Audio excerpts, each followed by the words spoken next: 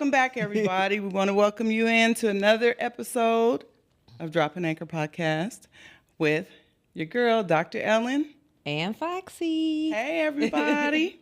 We're here to talk about personal growth and development with a little Dr. Ellyn energy and some Foxxcee flavor. That part right You know how we do.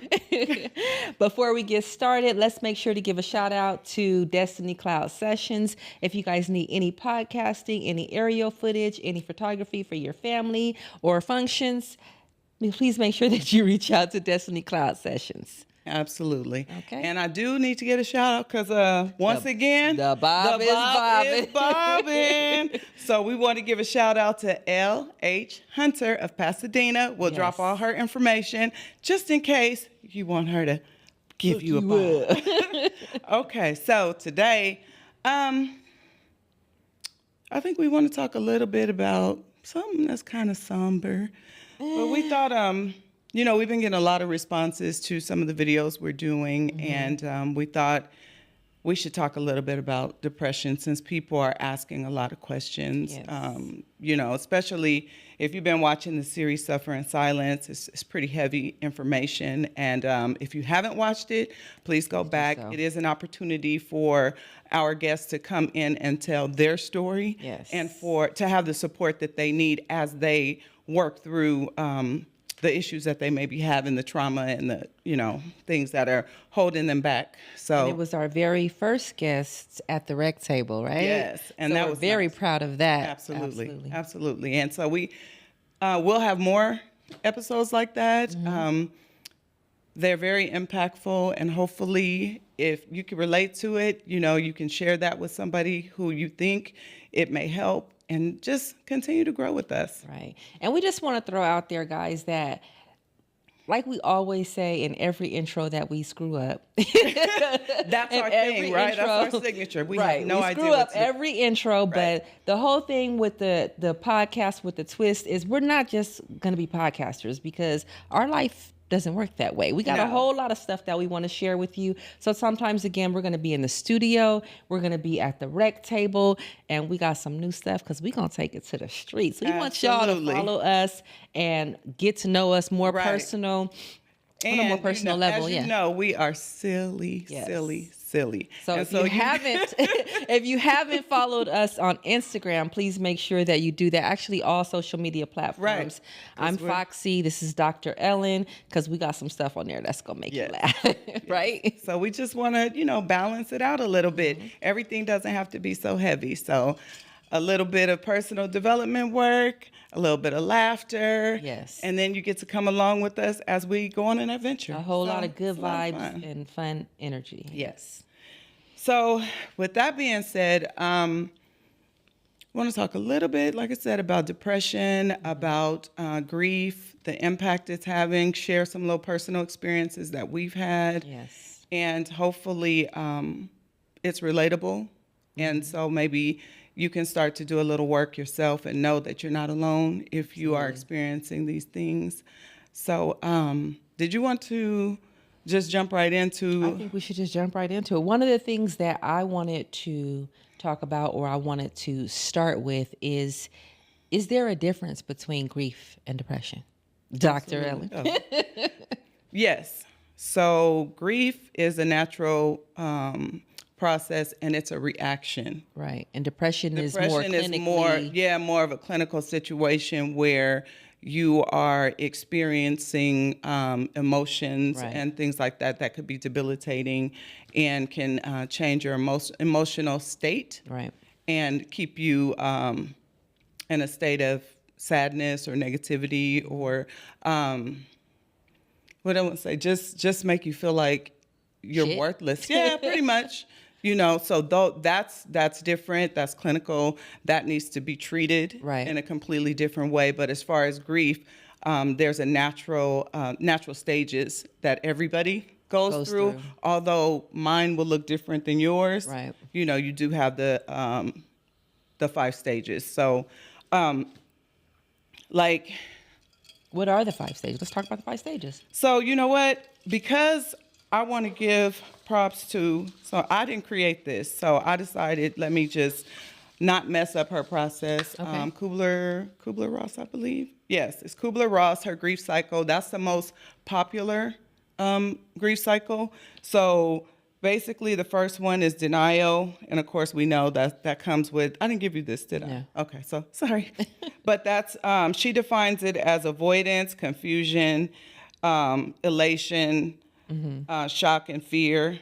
And then from denial, because you're denying it. This is not happening to me. This Right. is, oh my God, this person is still here, whatever. But then you get to a stage, anger.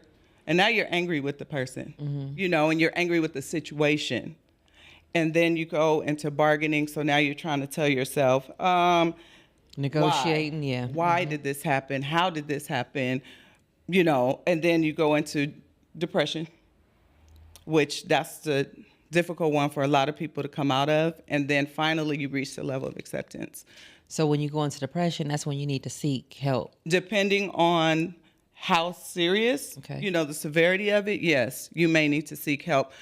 Personally, I think people always need support when they're going through. And you need somebody who is like-minded, somebody who understands that everybody doesn't grieve the same way. Right. And that could be your tribe at first until Yeah. it needs to be Absolutely. somebody certified. Right. And then you know what? It could even be a stranger, just somebody that you can, that's not judging you because, so if you lose a person, I may not cry, but you may cry. Right. So we all experience it different, but the stages, and then they don't have to be concurrent. They could, jump around depending on, so you could be angry and then depressed, then angry again before you finally reach the level of acceptance.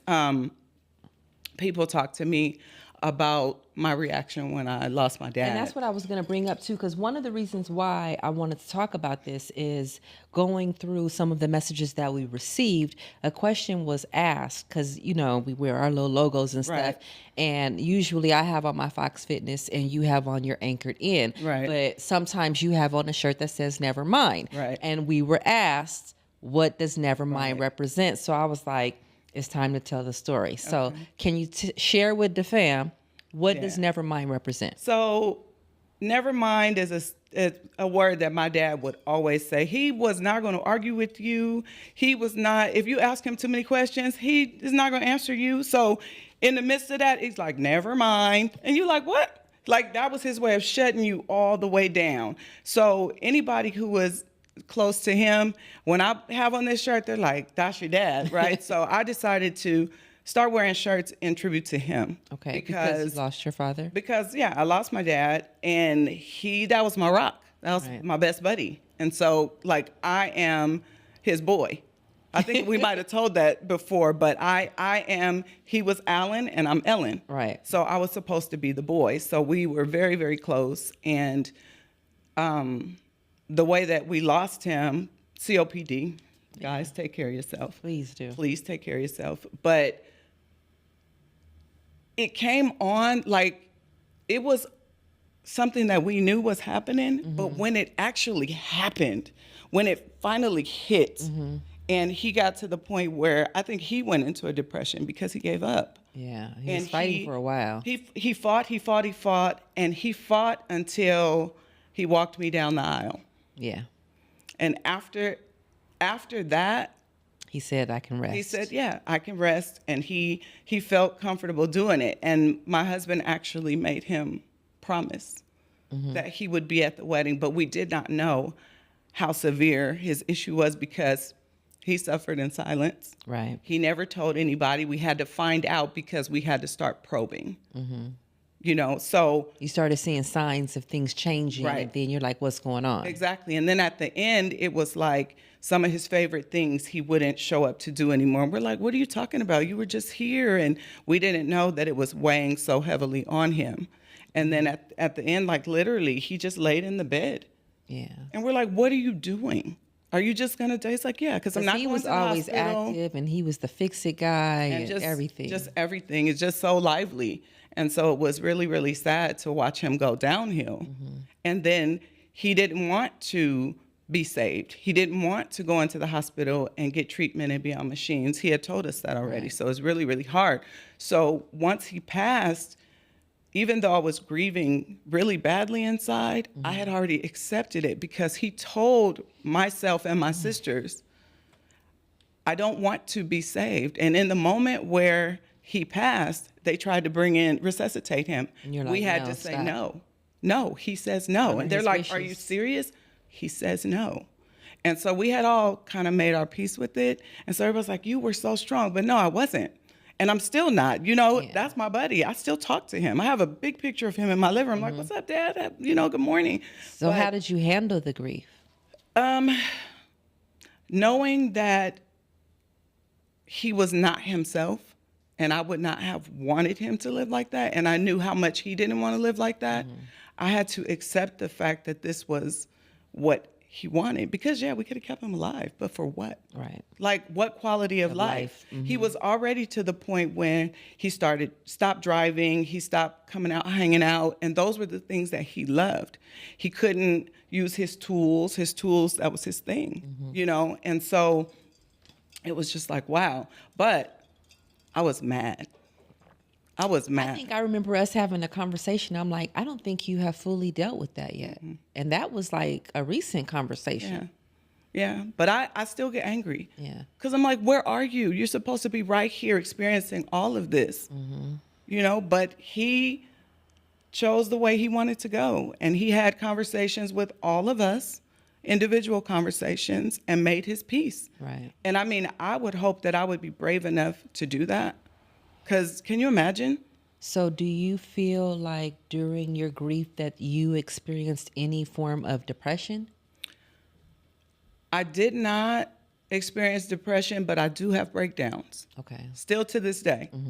And You probably always will. yeah, because that's my dog. Yeah. You know, and so it's still very, very difficult. And I guess if I had to give anybody advice, like, just let it happen. Every time you do that, you heal a little bit more. Yeah. You know, it doesn't mean it's going to go away It's a process. or anything like that. But, you know, share that with somebody who loves you and can just support you as you go through it. Because all my husband does is just come and give me a hug and let me break down. And then afterwards. And that's what you need. Yeah. And At then that moment, afterwards, that's what you need, I'm yeah. good. You know, but so yeah, you know, I'm not quite to the acceptance, but I go in and out. Go from acceptance, and then something will happen. And I'm like, Daddy's supposed to be here. Yeah. Like, Daddy, what would you do in this case? Like, you're supposed to be here to help me with it. You know, so it's definitely difficult. I know we were talking about that with this whole project that you have going on. You was like, if my dad was here, this shit thing would be done. Right. So I yeah, remember us those talking about things. that. And you know, like I said, it's hard, but you don't have to be strong. Okay. Whew, Jesus. Yeah, so I can't talk too much about it, and then I'll Right? be ugly crying on here, and y'all don't want to I'm see trying that. to think, what did I have down here to note? Because I think I had wrote down like about how to beat. I want to know how to beat depression from grieving. Like, is there a way what can you do to avoid that? I don't think there's any way to avoid it per se, because you don't know what you don't know. You don't know how you're going to handle it. I just think the best thing to do is get the support that you need and be honest with yourself. Acknowledge that you're grieving, because here we go with the ART process Right, I was again, gonna right? say that, yeah. You need to acknowledge that you're grieving and that it's okay to grieve, whatever that looks like for you. I remember when I lost my grandmother, one day out of nowhere, I'm just on the ground crying like a toddler. Right. And I'm like, where did that come from? You know, but then after that, I was okay. But you just have to give yourself the space that you need to grieve, and don't put a label on it and don't put instructions on it, because there is no instruction manual. I kind of went through the same thing, and it wasn't grief per se because I lost a person that had been here, but I lost a person that hadn't been here yet. And that was when I had a miscarriage. And when I tell you, baby, I hit a depression that I didn't even know how to come out of. I didn't know what it was. It was just like, I think I felt some kind of way because, oh God, let's take you back. It Let's does, take you way and back. it's still a wound, right? It is. And I don't even know when's the last time I thought about this, but thinking about it, it's like, I probably need to share because somebody might be going through this. So maybe not the exact same thing, because I don't wish this on nobody, but My husband at the time, I gotta always say at the time because that's a whole other story. My husband at the time and I were trying to have a baby.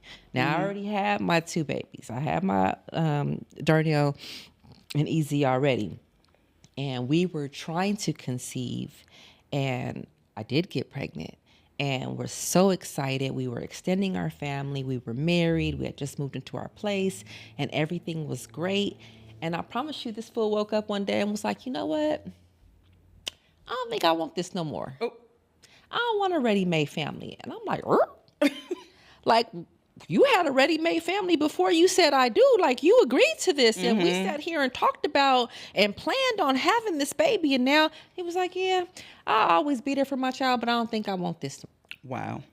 And when I tell you that, look, let me tell you, I'm watching Bold and the Beautiful right now. And they are talking about this thing called broken heart syndrome. I had it. I had it because I lost everything. Like, my heart was so shattered. Like, I had the broken heart syndrome. And it got to the point where I think because of everything that I was internalizing and going through, I ended up miscarrying. And then that took me on a whole nother, because now I'm losing my husband and now I lost the baby. And it was just, I almost hit rock bottom. Right. More than you can handle. Yeah. And that was like a grief that I've never experienced before, and ended up going into a depression. And the only way that I could see myself getting out of it was getting help. And I had to see a therapist because I had to talk to somebody, because I needed to scream, I needed to shout, I needed to kick, I needed to cuss, I needed to do all that. But I needed somebody with some skills and some tools to let me know it's going to be okay, and to tell me how to handle that those feelings when they came up. So it made a huge impact on my life. So people, do not be afraid to seek assistance. Seek help. Because I'm telling you, especially, and it is good to have assistance in your tribe, but I almost think it's better when it's somebody that doesn't know you, because they can't judge you. They can't be like, well, you shouldn't have been trying to have a kid anyway. You already got 2 kids and blah, blah, your 2 kids baby are grown, daddies and all this kind of stuff. It's going to be 3. Yeah. And I didn't need to hear all of that. I needed somebody that didn't know me and can just walk me through getting to the other side. Right. And so now, telling my story, we need to tell the fam how to transform with the ART process when they're dealing with some stuff like that. So, support is everything. Let's just first say that. The ART process, although it is self-guided and self-directed, sometimes within that process, you need somebody to ask you those questions. You need somebody to hold you accountable. You need somebody to make you tell yourself the truth sometimes. Yeah. I encourage people to get in the mirror and have a conversation, because you can't lie to yourself. And that's one of the things, because on the outside I wanted to be strong, but on the inside I was so weak, and I'm still trying to portray this strong, like I can handle anything. Right. I couldn't handle shit at that time. Right. And you know what? You can close the door and you can break. And you can break down as much as you want to when nobody is looking. Right. And then learn how to build yourself back up and speak positivity into the space. And hopefully you do have somebody around you, whether it is a confidant, whether it is a therapist, that can help you to build yourself back up. But I think, honestly, the most important part of that, like I said, support, but allow yourself to break. And allow yourself to break to the point where you can get it out. I encourage people, go somewhere, whether it's in your car or whatever, scream. And I think that's the problem that people face, or at least, I can't talk for everybody, but at least for myself, is I didn't want to get to the part where to break, because then I felt weak. Right. You know what I'm and saying? Weakness is not. Yeah, and I was looking at weakness as something negative. And that's because that's what we're taught. You know, we're taught not to cry, not to show emotion. But then what? If this is a natural process that brings about emotion, how come I can't show it? Good Lord, I'm cold. Cousin. Why? Hold on. Pause. I don't know if it's my emotions, if I'm feeling all this kind of stuff, or it's the air condition. But I need a break. Okay. I'm back. No, like I said, I don't know if I'm just emotional and I have chills, or if I'm cold and I have chills, because he said the air conditioner is off. But please bear with me, because this is a lot. Yeah, It's and bringing if up a lot. you've never talked about it before, you're going through the process live, Yeah. and that's what healing is about. And those emotions, your body, responding however it responds. It's weird, because I don't think I've thought about this for a very long that's the time. thing. You don't know how you're going to respond. That's why it's so important to just have that person or people, on standby, because if you're feeling that, so just like in the Suffer in Silence, part of it, I was saying, if you're feeling that, it is really, really important to have somebody on standby, because if you call the wrong person, It can go all bad. it can go all bad. So you need to be able to trust this person and know that they have your best interest at heart, and that they are about your healing, and they're just going to be objective, all judgment aside, because it's not about them anyway. Who cares what you think? You're right. I'm here because I'm trying to heal, and I need your support. I need to lean on you in this moment, and I just need you to be quiet. Yes, and just listen. Just listen, and if you hear me falling, or if I fall too far, lift me up. So what do you think that there are the things that you should not do when grieving? So this would be a matter of personal opinion. Okay. I'm not quoting anybody, but definitely don't go in a room and close the door by yourself. Do not isolate yourself, because so isolation. that makes it worse. Now, I'm not saying don't take a moment, because we all need a moment. But when you see that a moment is turning into 2 moments in a week, in a month, and that's a red flag. Right. You need to interact with people, share positive stories. That's why, I like that people do celebrations of life. Yeah. Because in that moment, you get to laugh, you get to reminisce, you get to remember yes, all the the good positive things times. and the good times, instead of standing there stoic and cry. I don't want to cry. Yeah, one of the things that I had wrote down was like, don't live in the past, because Right. you want to remember the past and celebrate the past, but you don't want to be stuck in the past, just like sad. Yeah, you don't want to be sad. I don't want to, when I remember my dad, I don't want to remember the fact that he's gone per se. I want to remember, oh man, remember when we did this? Right. Or you don't remember the sheen that he was carrying. Exactly. Or you want to remember the Tanqueray he was pouring. Exactly. I want positive things. I want positive smells, positive visions, positive, so when those things pop up for me, I don't want to be taken back into the grieving process. Right. I want to now be able to celebrate him and share. Oh, let me tell you this story about him. Or remember this, or remember that, So I think it's really, really important that you don't isolate yourself, because you can sink. That can just take you into a dark, dark place, and it's very hard to come out of that. So you want to, get around some of that person's friends, get around the family, and just share. Right. Just share. And so if that's too heavy for you, step away. I think one of the things that I would say is not to rely on alcohol. Because I think I became a drunk real fast. And any substances, mind-altering substances. Yes. So don't buffer like that, because then you end up with a habit. A whole nother problem. Yeah, because all you're doing is numbing. Yeah. And so you never come out of the grieving process, because you've been numb the whole time. So it is important to go through the steps. And it seems like when you're numbing it, because that liquor or whatever substance that you're using is taking away the pain, but it's really not taking away. No, it's not. It's not going anywhere. Yeah. So you absolutely have to work through it.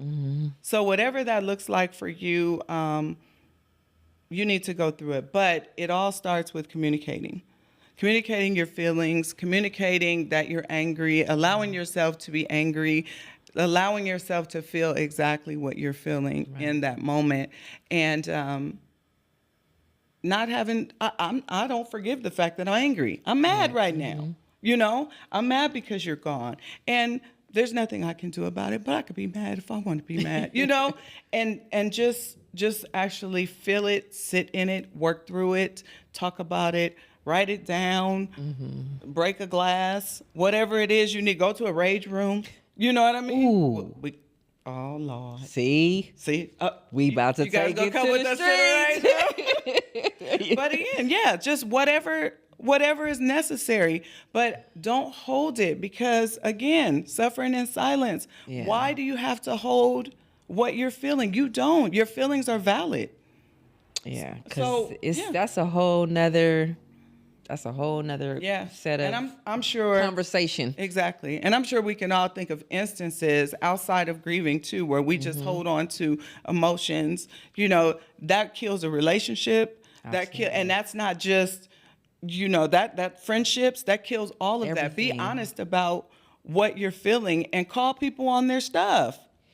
You know, I did not like it when you did XYZ, or today I'm feeling like this. I came to you and I tried to express the way I was feeling, and this is what you did, and this is how you made me feel. Yes. Because it is okay I to can express respect that. What I can't respect is you holding it and you go tell somebody else, and I'm sitting here like, oh, everything's good. And you are holding on to something that we could have just been adults enough to talk about and get through. And then if I don't like you after that, then I'll just...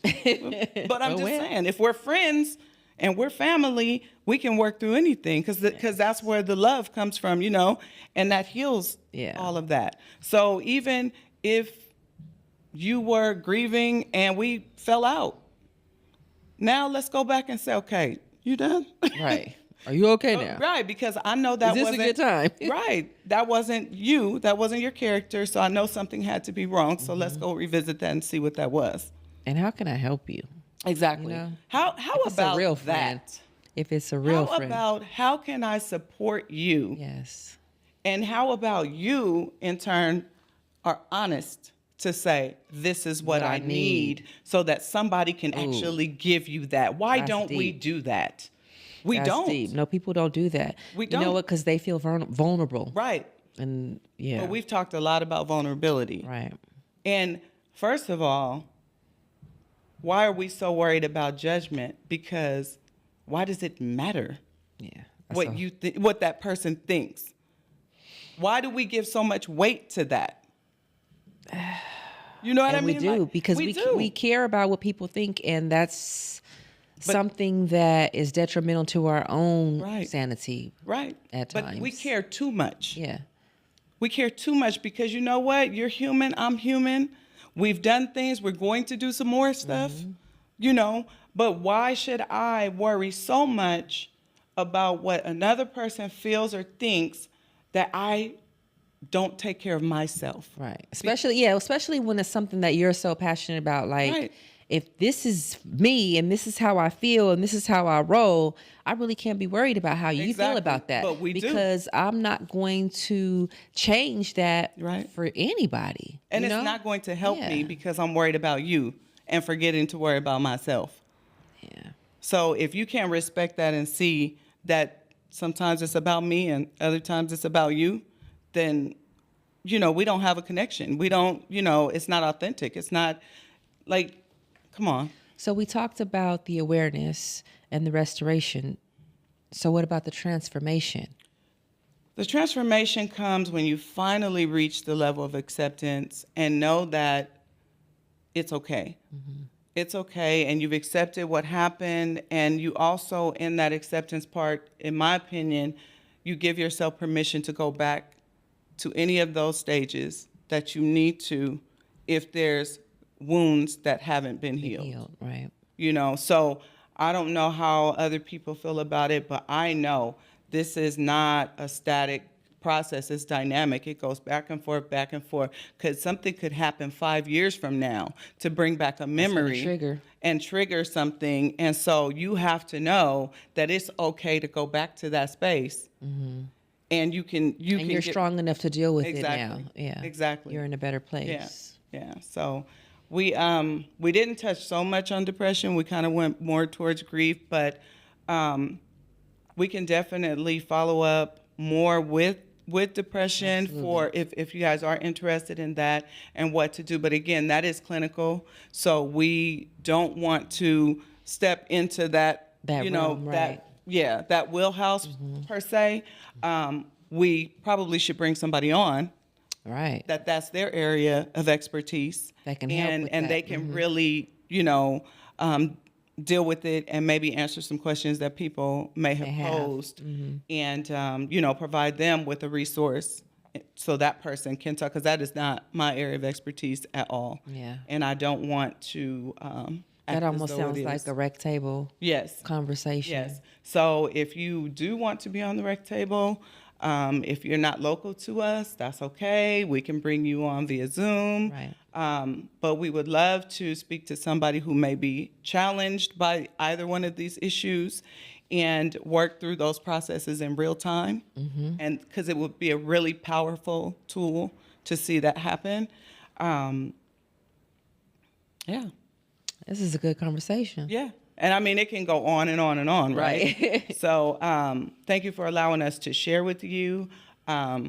Each time I share that story, I heal a little bit more. Yes. And so never mind, right? You guys know what that means now. But yeah, and again, for you, I know that was difficult. It was. Even today. I don't even know where it came from, and I haven't thought about it in a while, but evidently I needed to say that. Right? Because it came up. So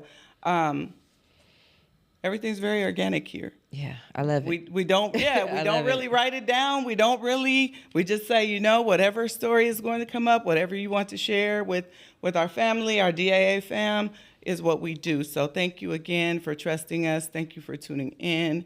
Thank you for going on this journey with us. Yes. Thank you for allowing us to be authentically us, whether that was serious, whether that was funny, right. whatever it is. So we just invite you to keep on going and give us some ideas, because we like to play with you too. Please make sure that you like, subscribe, turn on those post notifications, leave us messages, all of that. We respond to every comment, and we can't wait to talk to you again. And if you haven't gone back to watch the episodes, please do. Yes. Please do, because the best part about this journey with personal growth and development is that you will hear the story from exactly where you are. Yeah. So you can go back and watch that episode again, and if you've grown a little bit, or if you backslide, you can still get some different jewels. And it's funny because somebody had said they had already watched an episode, and then I think I posted a clip of the episode. They was like, I need to watch that again. Exactly. So these are just tools and jewels and personal stories, and hopefully it impacts you, and you can just share them. And, if you know anybody who's going through any of the things that we've discussed, share. Yes. Share. All right. We don't have no anchors. We did not bring our anchors. We didn't bring our anchors. We need a cubby.